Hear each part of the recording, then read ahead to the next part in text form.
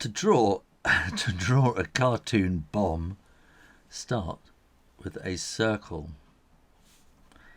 Then you want to kind of do a bit of a curve like that so that we get the lettering right.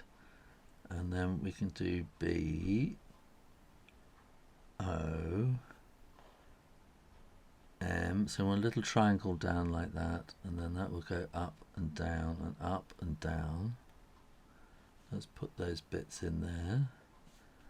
And we're doing it this funny way so that it sort of helps to give a bit of shape to the whole thing and make it look spherical, even though it's going to be all coloured in black in a minute.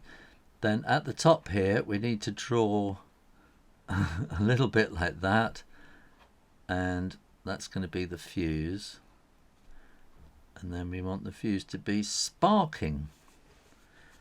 And then I'm going to draw the shadow under the bomb here,